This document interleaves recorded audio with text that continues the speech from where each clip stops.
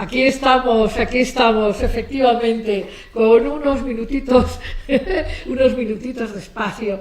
Y ya sabes, hoy tenemos un programa, te decía que tenemos un programa fantástico. Vamos a hablar del tema más central de la experiencia del ser humano. Vamos a hablar del amor y de la sexualidad, claro que sí, de sexo y de amor. Y lo vamos a hablar justamente con Francisco Fernández Romero. Y vas a disfrutar enormemente su capacidad de abordar estos temas. Y como siempre, tenemos, ya sabes, nuestra cápsula, Vivir sin miedo y Cuento sin cuento. Empezamos ya.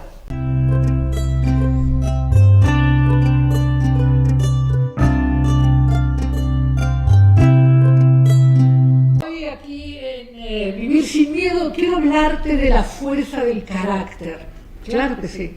Tener carácter es muy importante que tú tengas una estructura de principios y valores. Lo que hace que haya gente con muchísimo magnetismo, muchísima fuerza, muchísima capacidad de realización, y que haya gente que finalmente no logra expresar su don, su fuerza y su luz, tiene que ver exactamente con fortalecer o no el carácter, esta estructura de tu psique y de tu personalidad. Pero para tener carácter necesitas poner en juego tu voluntad, tu pasión y tus elecciones. Necesitas tener principios muy claros y valores importantes. Ahora, el carácter se define en la medida en que tú vives tus principios y valores de manera continuada. Esto que hemos llamado congruencia entre lo que piensas, lo que sientes, lo que actúas, eso fortalece el carácter. Así que mi sugerencia hoy para vivir sin miedo es que fortalezcas tu carácter y elige, claro que sí, elige tus principios, elige 3, 4, no demasiados, pero elígelos bien. Y de ahí se derivarán los valores que en la medida en que los vivas cotidianamente generarán una fuerza, un núcleo poderoso de tu presencia en tu vida, en tus relaciones, en tu vida y en tu mundo. Y nos vamos ya con Francisco Fernández Romero. Empezamos de inmediato con él a hablar de sexo y amor.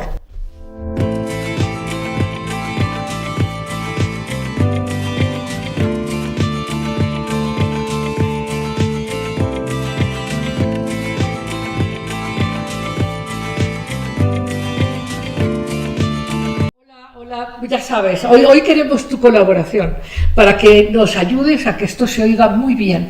Si lo oyes bien, nos dices sí, se está oyendo perfecto. Si ves que hace falta más volumen o sientes algo inadecuado, ayúdanos a esta parte técnica, porque hoy estamos estrenando un equipo y tenemos que ver cómo está funcionando para tu facilidad y para tu bienestar. Por cierto, puedes aprovechar, ya sabes, poner like, invitar a tus amigos, porque el tema de hoy es imperdible.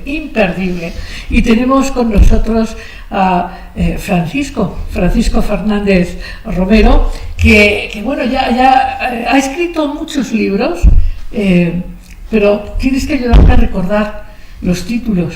Por ejemplo, Una sexualidad de otro mundo, sí. Por ejemplo, Lo que pasa entre tú y yo, por ejemplo, pequeños detalles. Gestalt en palabras pequeñas. Gestalt en palabras pequeñas. Y este sábado vas a presentar un nuevo libro que se llama Ventanas a la Gestalt. Ventanas a la Gestalt. Y todos estos libros están orientados a la relación humana y al erotismo, el amor y la sexualidad. Y a la psicoterapia. Ajá. Entonces, este libro lo vas a presentar para que todo el mundo sepa y lo tengamos pendiente. El sábado por la mañana. A las 12 de la mañana. A las 12, es una muy buena hora. Sí. Sábado a las 12, y vas a estar en el sótano de Miguel Ángel de Quevedo. En la librería, el sótano en Miguel Ángel de Quevedo de Coyoacán. Muy bien. Bueno, entonces, hablábamos y hemos hablado en otras ocasiones sobre el tema de cómo la sexualidad ha sido en nuestro mundo occidental destrozado, ensuciado, vilipendiado, destrozado. Sí. ¿no? Quizás una de las mayores causas de enfermedad e insatisfacción del hombre de nuestra época sea esta distorsión de la sexualidad. Cuéntanos tu mirada al respecto. Yo creo que ha habido dos grandes momentos, seguramente más, pero pienso en dos, ¿no? Durante mucho tiempo pensar la sexualidad como el gran pecado, ¿no? Como la gran transgresión, como aquello que ensucia, como aquello que iba en contra del espíritu. Para que el espíritu creciera habría que reprimir la sexualidad, porque era el gran enemigo. Qué gran mentira, por Dios. Sí. Empezando con el mito de Eva y la manzana. Ahí empieza. Ahí empieza. Ajá. Sí. Pero creo que hoy, si bien eso no ha desaparecido del todo, me parece más grave la experiencia de la sexualidad, no tanto como pecado y transgresión, sino la sexualidad como una mercancía, como un producto que se compra, se vende, se desecha y que no deja más huella que lo mismo que un juego, una serie de televisión. Sí, es como... Sí, es una deshumanización de la sexualidad y el erotismo, y es en ese sentido una violación. Sí. ¿No? Una destructividad enorme. Sí. Y yo sí creo, fíjate que en nuestro mundo, hemos hablado aquí en Amar Abierto en muchísimas ocasiones, de cómo en nuestro mundo se conjugan energías femeninas y masculinas, y cuando no están equilibradas se distorsionan. Y nuestro mundo, con esta energía masculina orientada a la acción, la conquista, el dominio, la dominación, no el dominio, la dominación, entonces hace que la energía femenina esté completamente negada, ¿no? Y la sexualidad es femenina, la sexualidad está asociado justamente a la sensualidad, al espacio de la percepción, ¿no? Imaginativa. Entonces, si no hay espacio y no hay valoración de eso que llamamos emoción, sentimiento, sensualidad, pues claro que está como destrozada. Sí, yo creo que es una sexualidad tomada por el patriarcado, con todas sus palabras, ¿no? La producción, el consumo, la competencia, la venta, la lucha, la guerra, el ocupar espacios, ¿no? El ganar, el producir. Es que la sexualidad está arrasada por esa mirada, ¿no? Que es la contraria a la pausa, a la espera, a la delicadeza, al encuentro, al ocio, ¿no? Aquello que no produce necesariamente, que se hace por la belleza de lo que se hace, sin que tenga que generar ninguna ganancia. Y eso se nos olvida, eso se ha ido, ¿no? Sí, pero bueno, para empezar, se habla ahora de, ya sabes, de educación sexual en los niños, en fin, pero se enseña desde esta manera parcial, donde se desvincula la sexualidad del amor, del afecto, del sentimiento. Sí. Entonces, justamente desde la misma educación, la sexualidad se desmembra del corazón y del cuerpo. Sí. Entonces, eso no es educación sexual. Eso lleva justamente a que la gente se desconecte de sí misma, de su cuerpo, de sus emociones, de su querer o no querer. Y claro, podríamos pensar que quienes salen perdiendo en esta digamos, deshumanización son las mujeres, pero yo creo que pierden las mujeres y los hombres, ¿no? Sí, sin duda hay una pérdida en ambos lados, ¿no? Sí creo que la pérdida es mayor en un mundo patriarcal hacia lo femenino, pero si lo femenino pierde, también perdemos nosotros, ¿no? Pues totalmente. Y hoy lo vemos todo el tiempo. Sí, por ejemplo, en esta mirada en que la sexualidad es un producto, es una cosa, es una mercancía, como muy bien dices. En esta mirada, digamos que como ahora hay que consumir todo, hay que consumir mucho, hay que consumir más, los hombres sienten que tendrían que estar consumiendo a su esposa y la comadre y la prima y la vecina. Sí. Sí, porque si bien el sexo es una mercancía, creo que acaba tocando algo todavía más grave, que el otro, la otra, también se vuelve una mercancía, un objeto, un algo y no un alguien.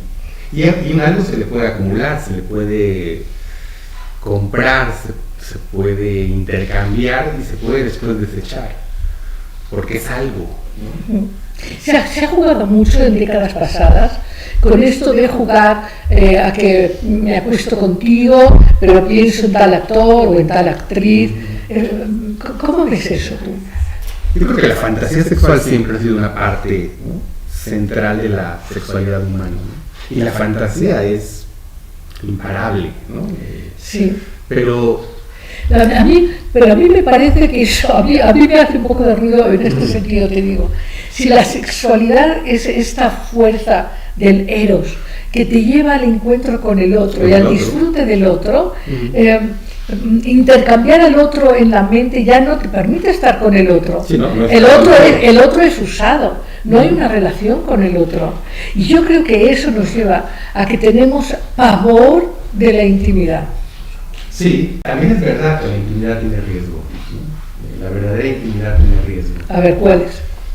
Para mí algo que es muy evidente es, por ejemplo, cuando yo construyo intimidad con alguien, esa cercanía me transforma. Es imposible una cercanía profunda con otro y no ser transformado, pero es una transformación impredecible. Yo no sé en la cercanía con el otro qué de mí va a cambiar. Y la incertidumbre siempre asusta. Y otras cosas que me parecen evidentes es que estar muy cerca del otro en la intimidad inevitablemente hará que ese otro conozca de mí mis lugares más luminosos Y los más oscuros. pero también los más oscuros, y que yo los conozca del otro, y eso nos hace vulnerables al otro. Y no es esa la grandeza de la aceptación, la cercanía, la vulnerabilidad, la ternura que hace de la intimidad la experiencia maravillosa. Sí, claro. O sea, es que la intimidad incluso es necesaria para ser personas, ¿no? Exactamente. Pero tiene su riesgo. El riesgo de encontrarnos con el otro es que ya no podemos ser los mismos. Bueno, porque somos, como yo suelo decir, somos más expandidos, porque hay una integración. Sí, nos ampliamos con el otro. Claro, nos expandimos con el otro, pero entonces vivimos defendidos y controlando. ¿Hasta dónde? ¿Hasta cuándo? Y eso genera en las relaciones de pareja luchas de poder. Sí. En donde el amor deja de fluir. Sí. Porque el amor, estamos de acuerdo, que funciona en equidad. Cuando no hay equidad, un equilibrio que todo el tiempo está dinamizándose. Sí, sí. Sí, creo que hay como un juego, ¿no?, entre la otredad y la mismidad. Y que nuestra cultura patriarcal, capitalista, ¿no?, le encanta la mismidad, le encanta mirarse a sí misma, le encanta mirarse al espejo embelesada, ¿no?, y decir yo y yo y yo. De manera que los otros están ahí solo para reforzar la grandeza de mi ser. Lo que yo creo ser, ¿no? Y la intimidad y el encuentro y la sexualidad, cuando la sexualidad es intimidad y encuentro, te saca del yo. Totalmente. Te saca de la mismidad y te lleva a la otredad y te amplía. Es la muerte del ego. Sin duda. O sea, por eso, en un sentido bien comprendido, el sexo es el portal de lo divino, de lo sagrado. Sí, del otro, y el otro puede ser un otro con minúscula o un otro con mayúscula, el otro, la otredad. Ajá, la otredad, exactamente. Exactamente. Ahora, todo esto que estamos hablando, yo me imagino que efectivamente hay muchos hombres o mujeres que ahora nos están escuchando o nos escucharán. Yo insisto, comparte, da like, ya sabes estas cosas. que hay muchas preguntas. Yo te diría, vamos a poner de base, por cierto, que hoy tenemos de invitado del más allá, tenemos a Derrida, ahí luego dentro de un ratito lo vamos a convocar para que nos acompañe. Digamos que esta cosa pecaminosa de la sexualidad tiene como impacto tremendo la nulificación de lo femenino, no solo de las mujeres como tales, sino de lo femenino humano, que es esto, insistimos en describirlo, es esto que es el espacio interior, la sensibilidad, la sensualidad, la imaginación, la conexión finalmente con la parte de la psique profunda, del alma propia. Entonces eso es una pérdida generalizada que hace que nuestras sociedades, yo acabo de estar, bueno, no importa eso, o sea, hay muchísimas capitales del planeta, incluso en Oriente, que viven en una angustia por la conquista económica y la importancia de ese yo externo, y luego viven la sexualidad de manera compulsiva. Sí. Donde los hombres se van a cuartitos para masturbarse, ni siquiera en la comodidad de su casa, tienen que hacerlo a escondidas, pero de manera perversa. Y luego proyectamos muchas cosas en figuras públicas que en realidad yo, desde mi punto de vista, no son tan claras, ¿no? Como, en fin, como ha pasado hace algunas semanas. Pero lo real es que la gente no disfruta su sexualidad. En las grandes ciudades del planeta, las parejas están desenergetizadas y sin libido. Yo veo que es hoy, si pienso en mi consultorio, el tema más recurrente de sufrimiento. El poco deseo, las pocas ganas. A veces en personas muy jóvenes, en parejas que inician, que tienen 2 años juntos, año y medio juntos, y que tienen 32, 34 años, sí, muy jóvenes. Es un síntoma muy importante, ¿no? Sí, sí. Sí, yo creo que es tan común, o yo lo miro tan común, que creo que dice algo no solo de esas personas, sino del mundo que vivimos, de la cultura y la sociedad que vivimos, ¿no? Si lo importante es producir, consumir, ganar, competir, correr, ir de aquí para allá, competir. Siempre estamos a prisas y siempre hay estrés y siempre hay una tarea que cumplir, si nunca da tiempo, ¿no? Si además las distancias en las ciudades son cada vez más difíciles de atravesar.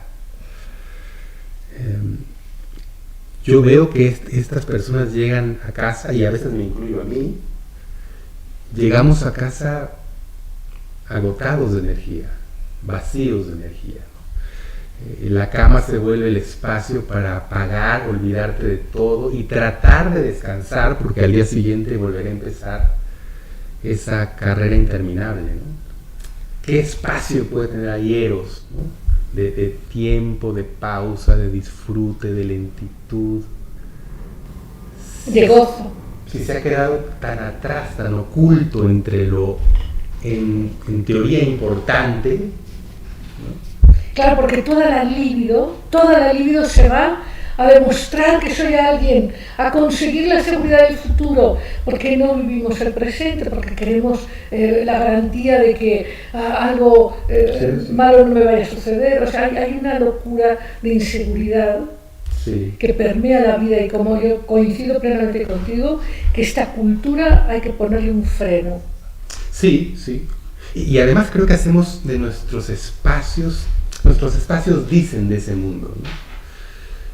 Yo creo que en la mayoría de las habitaciones, la mayoría de las habitaciones de la gente, posiblemente de quienes nos escuchan, lo que preside hoy nuestras habitaciones no es ya la cama, la tele, sino una pantalla. Y una pantalla que interminablemente produce cosas atractivas. Siempre hay una serie interesante, siempre hay una noticia de momento, siempre hay un partido del que se va a hablar mañana. No acaba, nunca. La pantalla creo que nos roba mucho espacio para mirar al otro.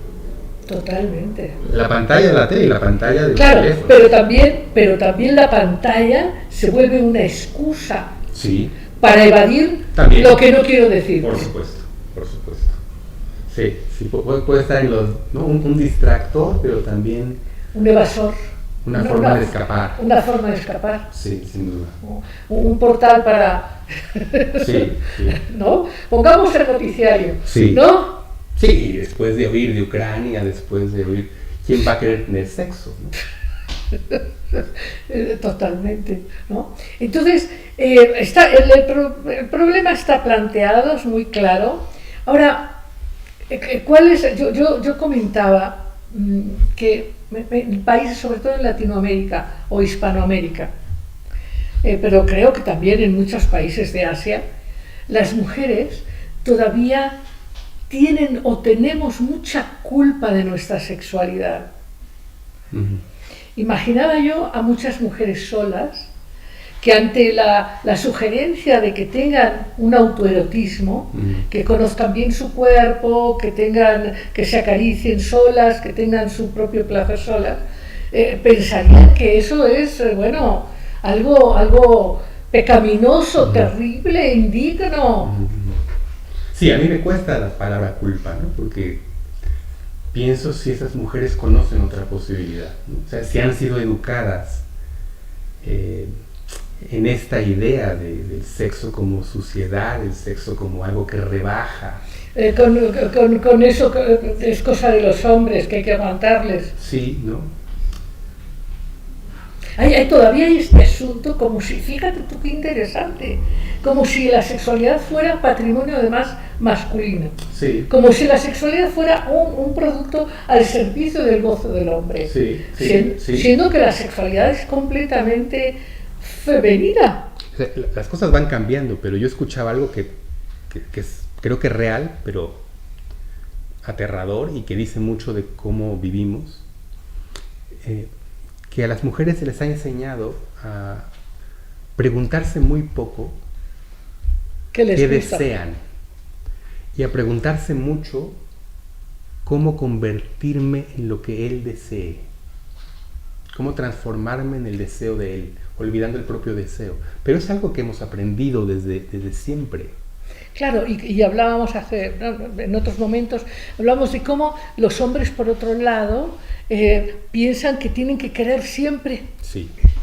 Pero eso no es humano ni es real. No, y la exigencia es brutal. O sea, yo cada vez hoy más que me acerco a hombres, por ejemplo, veo, quizás las mujeres no lo saben tanto, hablemos aquí abiertamente. Porque es algo que se dice en voz baja y que no se acepta, ¿no? O que se dice en el espacio del consultorio. ¿Cómo hay una constante, mucho más de lo que suponemos, una constante preocupación de los varones por nuestra erección, por no fallar, pero no se imaginan cuánto, porque no lo decimos, porque presumimos de lo contrario. Yo diría que casi no hay hombres que no se hayan preocupado seriamente en algún momento de su historia por su erección, por si van a poder. Pero claro que tiene que ver con esa educación de ser los encargados, los responsables y demostrar la hombría a través del sexo, ¿no? ¿Qué distorsión? Es que es una carga enorme. Pero aparte es una total distorsión, porque la hombría tiene que ver, justo con lo que hablábamos un poquito al inicio del programa, tiene que ver con la capacidad de un hombre de vivir de acuerdo a principios, valores, ¿no? Relación de verdad auténtica con respecto a quién es él y cómo se relaciona con los otros. Sí. ¿No? Es que igual que una mujer, ¿no? Así es. Igual que una mujer. Pero hay una exigencia tan brutal, ¿no? Bueno, que además se alimenta. A ver, la gran escuela de la mayor parte de nosotros hoy de la sexualidad es el porno. O sea, todo lo que en la educación sexual no se dice, la gente lo busca en el porno. El porno es un claro reflejo de la sexualidad que el poder ha inventado, ¿no? Y vemos eso y es una sexualidad masculina en que las mujeres son objeto y en que los hombres son infalibles. Sí, bueno, de hecho, ya ves que las grandes gestas de los hombres más poderosos del planeta, irse a estas islas privadas a cosechar carne joven. Sí. Es fuerte. Sí. Sí, una colección de otros como si fueran Oye, ¿te acuerdas? objetos. ¿Viste la serie de los Juegos del Calamar? No. Bueno, entonces no, pero te propongo que la veas y comentemos, pero hay una escena al final donde se percibe cómo hay una pulsión por abusar, por dominar, de manera que se bebe en la sangre de los dominados, de los fallecidos, en esta cosa violenta de poseer a otro, pero no de relacionarse con el otro, Sí. no de abrazar al otro. Sí.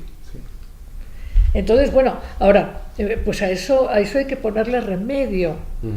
¿Y qué remedio le ponemos para que estas parejas jóvenes o no tan jóvenes, ¿no?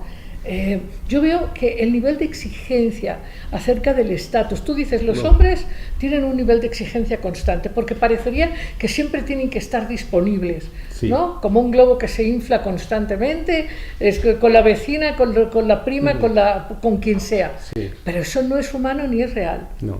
Y aún con un hombre que está enamorado de su pareja, tampoco en todo momento tiene que estar dispuesto. No. Bueno, como tú acabas de decir, en el caso de las mujeres, esta exigencia de siempre tiene que ser atractiva, complaciente, siempre tiene que adivinar ¿no? Y hay este pánico a la pérdida de la presencia del otro. Sí. Que llena las relaciones de control, que Sí. entonces es todavía más angustiante. Sí. Le va a gustar otra o le va a gustar otro. Sí. Y esa inseguridad nace por esta cultura de la competencia y la comparación. Sí. Porque ahí lo que no hay es una relación, porque Sí. si ahí hubiera una relación real, ese miedo no existiría. Mm. Si estuviera esa intimidad de la que hablamos, Sí. eso estaría construyendo una liga afectiva tan clara que no habría este miedo a perder. Y si lo hay, se habla, y si lo hay, se atraviesa por ahí, y si lo hay, hablamos de qué es lo que nos está haciendo tener miedo, y cómo podemos hacer para que ese miedo sea menos, ¿no? Pero en esa construcción tan radical y tan estereotipada de la sexualidad, no hay espacio para eso. O sea, si la sexualidad no fluye, las relaciones de pareja se vuelven muy exigidas, muy exigentes, Sí. muy Es que displacenteras. Él tiene que ser potente sexualmente, siempre erecto, siempre disponible, siempre infalible. Y la exigencia para ella es que siempre tiene que ser bella, seductora, joven, con cierto cuerpo. A mí me parece una violencia cotidiana horrible ver que prácticamente ninguna mujer cercana en mi mundo se siente a gusto con su cuerpo. Bueno, déjame contarte, yo tengo una imagen en mi vida que me parece de una enseñanza impresionante. Hace ya bastantes años fuimos yo y algunos alumnos al Salón Los Ángeles, era una celebración, en fin.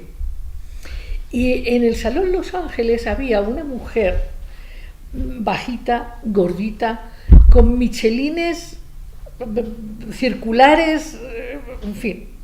La mujer iba vestida con unos leggings apretados y una camiseta apretada, de manera que se veía perfectamente que era rolliza, etc. Y tenía su pareja, que también era un hombre pues bastante rollizo, etc. Bailaban con un gozo, con una sensualidad.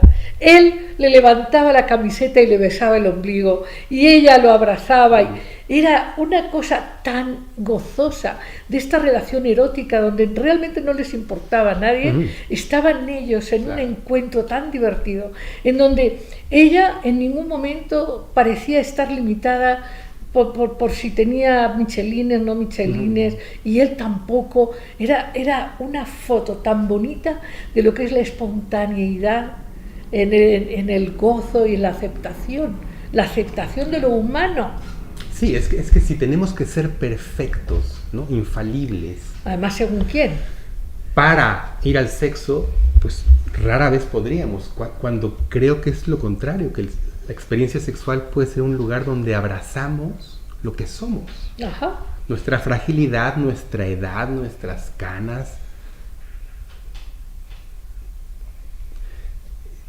Es que nos han enseñado eso, ¿no? Como hay que ser bello para que te amen, o hace falta ver belleza para amar. Pero bueno, creo que... pero aparte es la distorsión de qué es belleza. Claro, porque yo te digo, es esta energía que te describo, hombre, tan es así que se me quedó la imagen como un momento, como si fuera una experiencia tan intensa y tan interesante, porque era tal el erotismo que estaba ahí. El erotismo, eso era tan bello, era tan gozoso, tan libre, tan espontáneo, tan humano, tan vital. Bueno, eso es bello. Bellísimo. No los cuerpos. Bellísimo, sí, sí.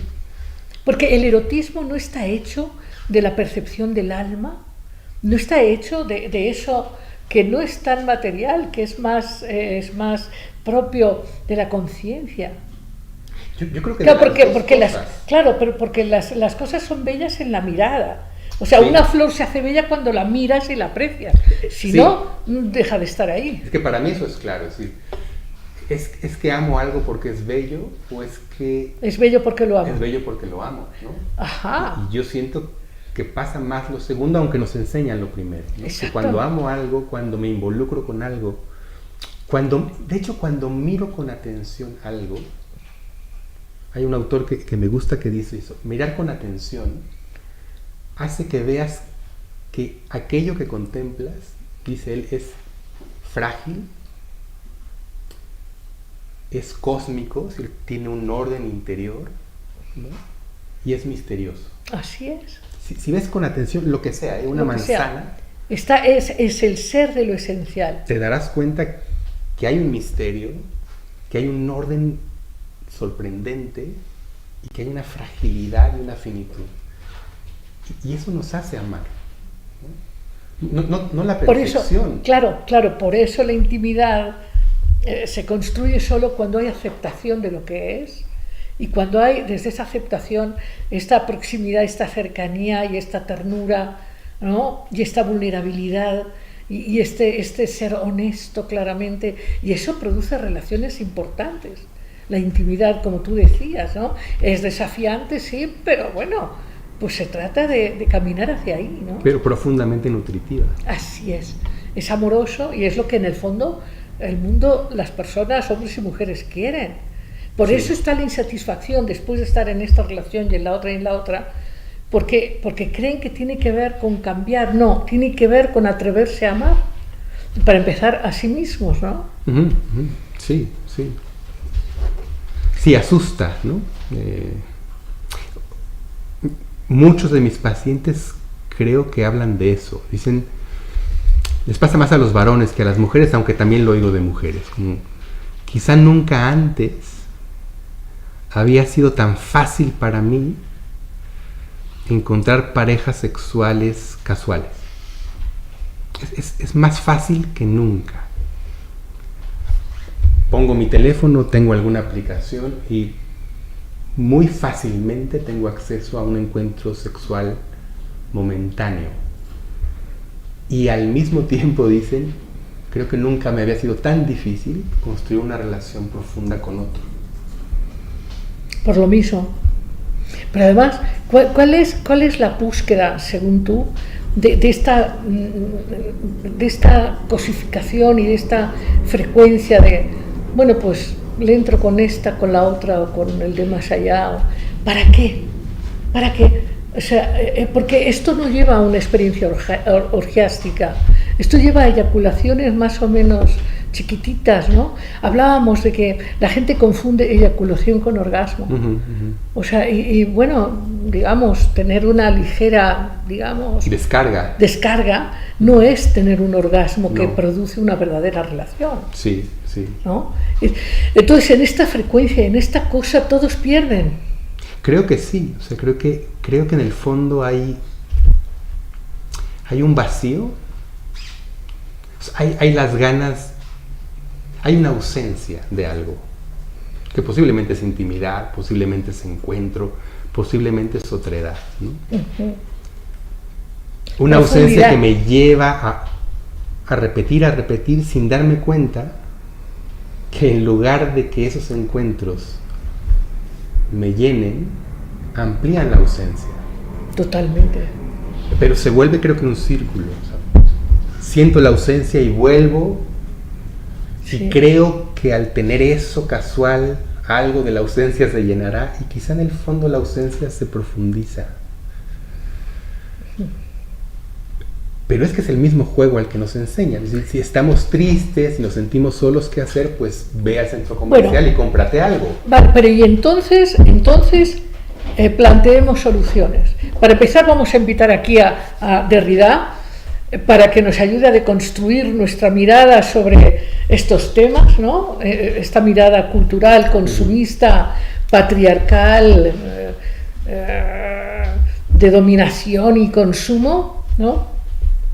¿A ti te gusta Derrida? Sí, no soy un gran conocedor, es difícil, pero me asombra esta idea de la deconstrucción, ¿no? Porque creo que invita a volver a mirar lo que creíamos seguro y dado por hecho, y ver que eso que parece que es así y que no puede ser de otra forma, sí puede ser de otra forma. Totalmente. Déjame contar que a mí me parece muy creativo y muy valiente. Pensamos justo en esta polarización y extremismo, que hay que construir, pero si no destruyes, difícilmente, ¿no? Si no dejas ir lo viejo, si no deconstruyes, no puedes construir. El arquetipo del destructor se vuelve relevante, y ahí Derrida nos coloca en un tema importantísimo, porque nosotros tenemos una vida que se deriva de lo que hemos aceptado como bueno, sin haberlo cuestionado siquiera. O como natural. Así es, sin haberlo cuestionado siquiera, ¿no? Entonces, todo esto que decimos, por ejemplo, cuántas mujeres, yo recuerdo en este momento, lo he recordado muchas veces porque es una experiencia también, una señora mayor que le costaba morirse a pesar de que estaba, ¿no? Porque estaba toda llagada y tenía ya que ir, pero no porque ella pensaba que se iba a ir directo al infierno, porque se había besado con su novio antes de casarse. Sí. Imagina tú el impacto tremendo sobre la psique de estas creencias en la culpa, en el pecado, con respecto a la sexualidad. Sí. Y este castigo sobre la sexualidad hace que justamente castiguemos el cuerpo. Y eso no nos hace buenos, no nos hace puros, no nos hace santos, nos hace al revés, ¿me entiendes? Nos hace violentos, criminales, o sea, no está bien. ¿Por qué no recuperamos la inocencia de lo que es el cuerpo, su conexión con la vida, con la tierra? Hablábamos, ¿no?, de que la sexualidad bien vivida fortalece no solo el gozo, sino también fortalece la autoconciencia, la propia libertad. O sea, la sexualidad es de hecho, ha sido controlada, o estos patrones culturales controlan la voluntad humana a través de controlar la sexualidad. Sí, sí. Si hay alguien que habló de eso, ¿no?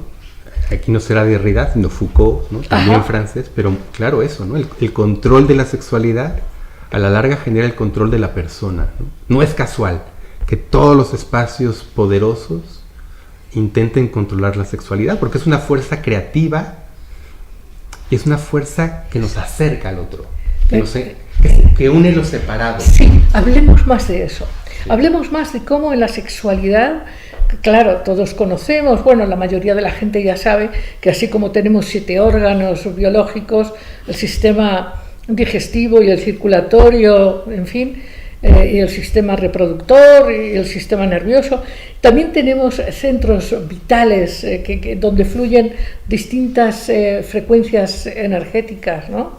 Y la sexualidad está asociada al primero y al segundo chakra, que producen seguridad, arraigo, firmeza. Entonces, si se castra la sexualidad, se castra la abundancia, la creatividad. Pero cuenta más tú de eso. Sí, es que la sexualidad, yo lo pienso como Eros, ¿no? Una de las expresiones más claras de Eros. Y Eros incluso en la tradición griega, es una fuerza creadora. Eros es la fuerza que unió a la tierra con el cielo para que surgiera la vida. O sea, por un lado une lo que está separado, y de esa unión se crea algo que no existía, ¿no? Entonces, claro, estamos hablando de una energía poderosísima que nos arraiga a la tierra, al propio cuerpo. El placer creo que es liberador, pero también creo que une con lo que no es cuerpo y es tierra. Creo que también nos une con lo que va más allá de nosotros. Creo que también la sexualidad tiene un poder trascendente. Salir de mí para el encuentro de el otro o lo otro. Pero fíjate, es muy claro, cualquiera que nos esté escuchando dirá, es muy simple. Claro, un hombre y una mujer se unen y hay un tercero que es un hijo. Claro, pero no solamente. No solamente. El erotismo y la sexualidad hacen que el hombre se vuelva creativo en todos los sentidos. El hombre, el ser humano, el hombre, la mujer. Entonces, yo creo que no hay que pensar en la creatividad puramente biológica. No. Si en este momento, yo espero que sí, en tu encuentro conmigo y de mí contigo, hay erotismo, y creo que lo hay, está pasando eso. Es decir, hay una fuerza que nos une, ¿no? Yo vengo de otro lugar, tú estabas también en otro lugar, cada uno hizo un camino para estar aquí. Aquí hay una energía que nos une, nos encuentra, porque además hay una energía que me hace estar contigo y escucharte y abrirme a lo que dices. Hay una energía de unión, une lo separado, pero también crea algo, ¿no? Uh-huh. Y no es que se vaya a crear un ser humano, se crean ideas nuevas, se crea una forma de pensar que quizá yo no tenía hasta que no te escuché, ¿no? Se crea un camino que quizá yo no había pensado, y quizá tampoco tú, pero solo hasta que dialogamos apareció ese tercer camino. Claro, y en conjunto con quienes nos oyen, quienes están participando también, ¿no? Sí. Que es una transformación de nuestra propia conciencia. En ese sentido, estamos deconstruyendo para construir, ¿no? Sí. Qué interesante. Qué interesante, porque podemos incluso recordar o revisitar reflexiones ya tenidas o ya habidas, pero cobran otra profundidad y otro impacto, otra fuerza, ¿no? Te comentaba yo que a mí me parece tan importante que la gente deje de culparse por lo que es, por su cuerpo, por su ser, y que tengamos mucho más placer, más gozo de lo gratuito, de esto que tú decías hace un rato tan importante. No todo tiene que producir dinero, porque la abundancia no es solo dinero. ¿No? Entonces, este espacio de tiempo en donde alguien puede escuchar una música o puede, no sé, hasta un juego leer un poema, leer una novela, un cuento o un juego de parchís, pero estar en esta otra mirada de que el placer, la sensualidad, las emociones, la vida interior generan abundancia, una abundancia que no puedes comprar. Esa es otra. Tú no puedes comprar erotismo. Lo vives o no, pero no lo puedes pagar. O sea, tú podrás pagar un rato de compañía, un juguete, lo que sea, pero la experiencia del gozo, la paz, la belleza, eso lo tienes que vivir. Sí, se construye con el otro. Ajá.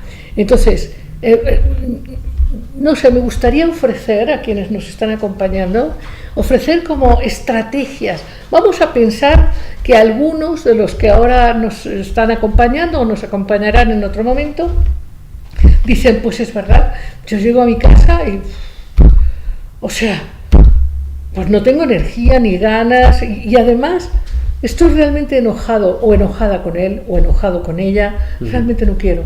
Sí. ¿Qué sugieres ahí? Es que yo creo que un momento erótico se prepara. Exacto. A ver, es increíble pensar en la espontaneidad del momento erótico. erótico, ¿no? Que las películas nos enseñan mucho de eso, ¿no? Nos vemos así, cada uno en la esquina del salón, somos corremos. ¿no? Y lo que sigue es que nuestra ropa cae. Eso es buenísimo, y alguna vez en la vida pasa eso y es un gran regalo. Pero en la vida real no pasa eso. En la vida, cuando tienes una pareja yo tengo una hija de 14 años que se duerme cada día más tarde, y el departamento tiene unas paredes delgadísimas, ¿no? Que nos oyen los vecinos y mi hija, y llegamos cansados. Tenemos que construirlo. Yo hoy cada vez pienso más que no nos van a regalar espacios para lo erótico, que tenemos que robarlos. Y entonces tenemos que hacer una pausa. Mandar a la hija con la abuela. Apagar la televisión. Dejar a un lado el celular. Es que si no lo preparamos, ¿no? Si no ponemos una música, si no compramos algo rico para comer, que rico no tiene que ser caro, puede ser unos mangos de Manila, que ahorita los mangos de Manila están baratos, y son de las cosas más placenteras para mí, casi orgásmicas, y darnos espacio para eso, pero no nos los van a regalar. Creo que hay que crear espacios. Hay que construirlo, conquistarlo.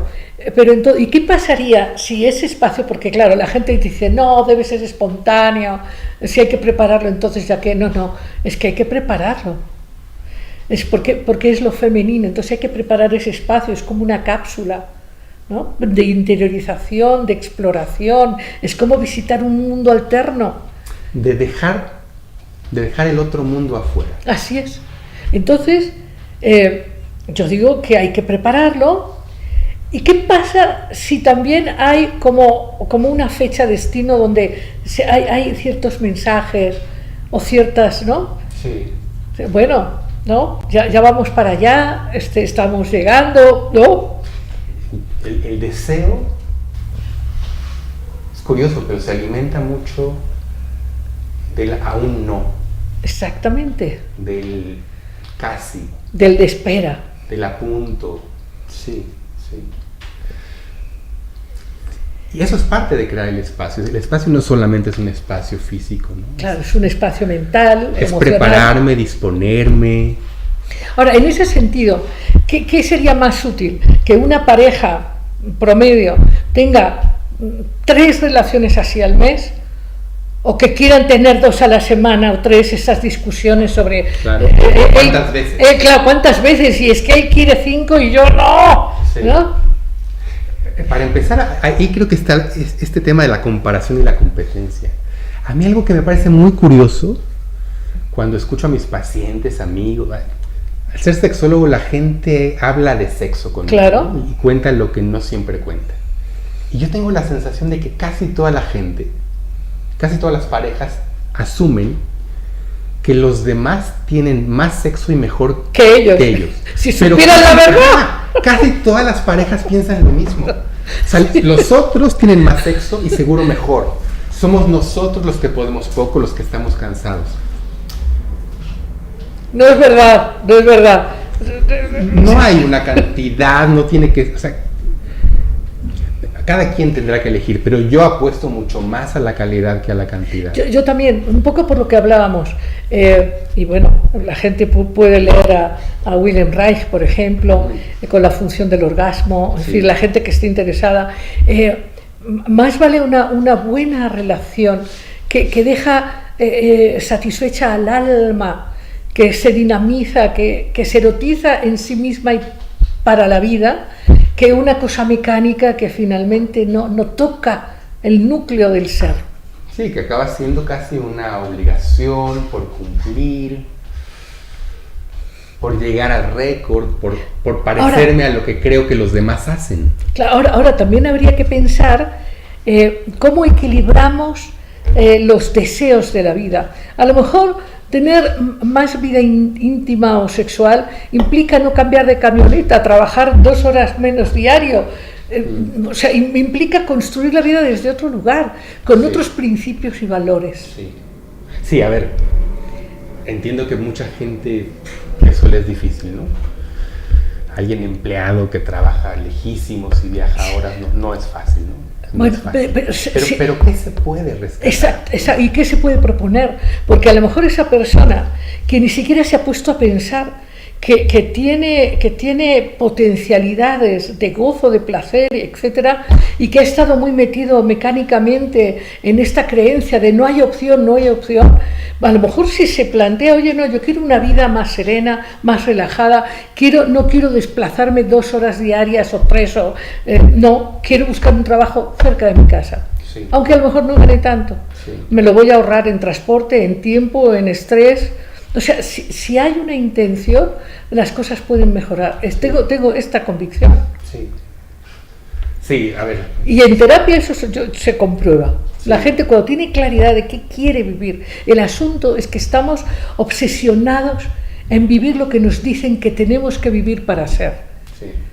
¿No? Entonces, pero si hay una nueva mirada sobre qué es lo que quiero yo experimentar en mi realidad, yo puedo crear condiciones, puedo empezar a buscar donde antes no he mirado, puedo plantearme otro equilibrio de energías en mi vida. Sí, hay que buscar, ¿no? Hay que buscar. Entiendo que la realidad es dura, que para algunas personas es dificilísima, impensablemente dura. Pero si creemos que no hay ninguna posibilidad, ya por ahí estamos. Así es. Ya perdimos antes de empezar, ¿no? Así es.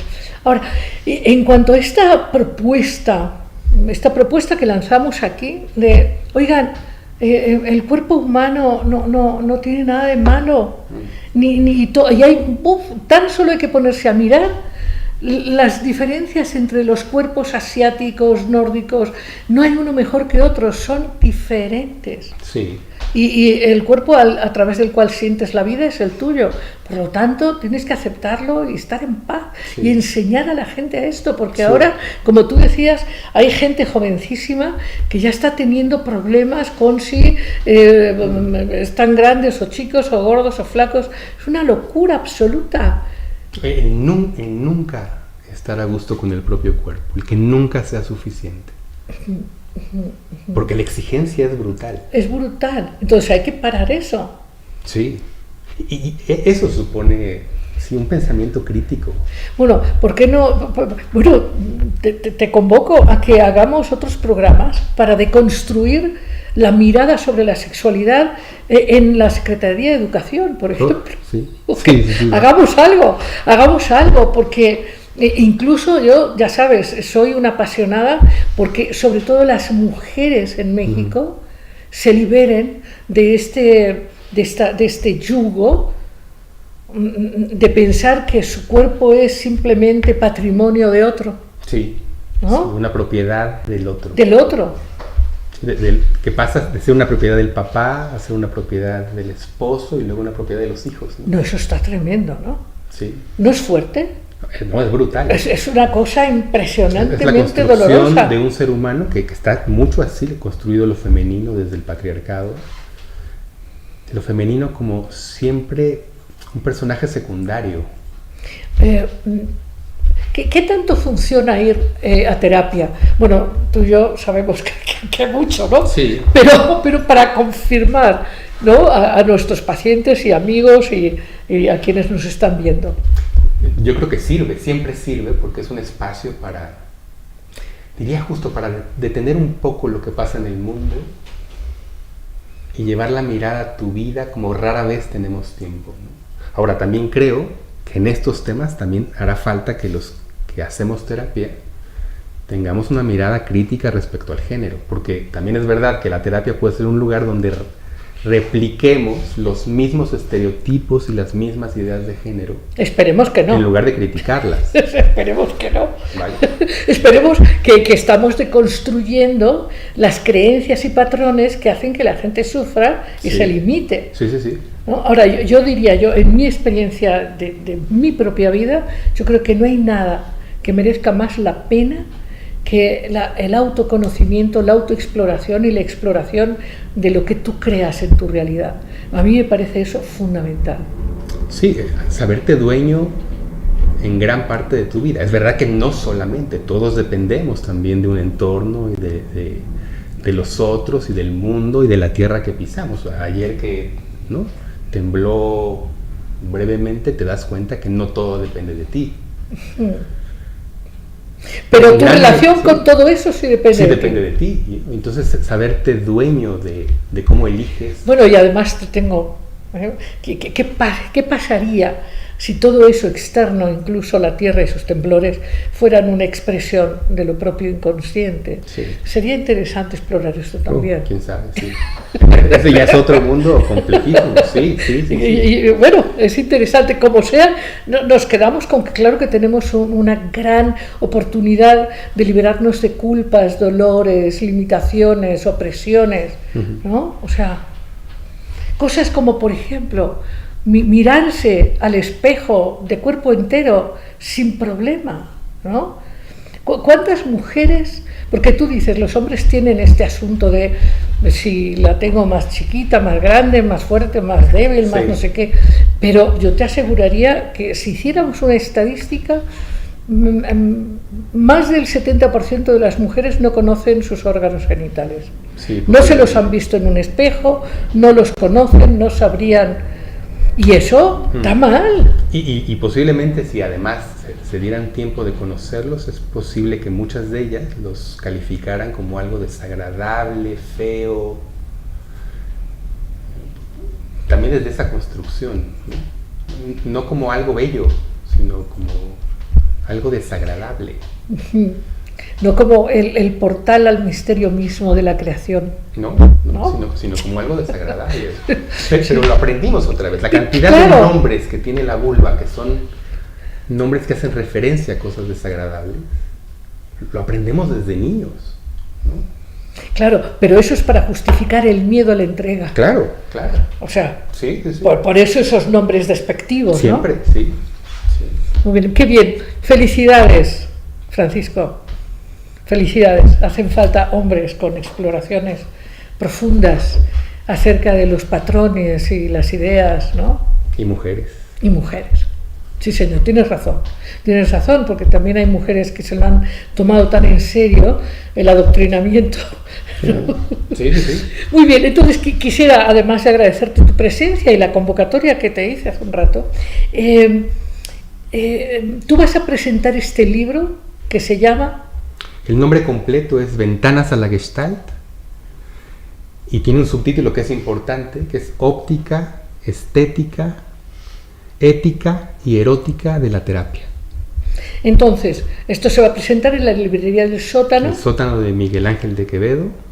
El sábado a las 12. A las 12 de la mañana. Y estamos poniendo el anuncio en pantalla para que quede claro. Y bueno, y yo tengo que decirte, hablando de mujeres extraordinarias, tengo pues, un gusto enorme de que mañana voy a presentar el libro de Ana María González Garza, que se llama Espiral de la Conciencia, y se va a presentar en la librería Gandhi de Palmas, ¿no? De Las Lomas. Entonces también está ahí el anuncio. Mañana en la tarde, a las 7 de la tarde, vamos a presentar ese libro, hablando de mujeres, ¿no? Es una mujer que tiene, pues ya está mucho más de 80 años, claro. Y no sabes qué fuerza, qué profundidad. Espiral de la Conciencia, de Editorial Cairo, se presenta, estaría ahí presentando el texto mañana a las 7 de la tarde.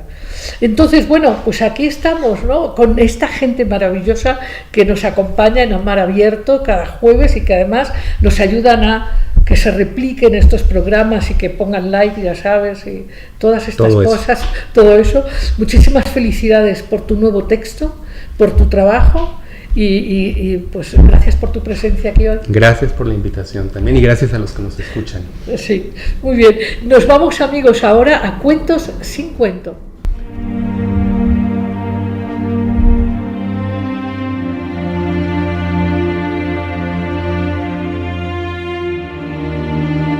Aquí estamos en este espacio.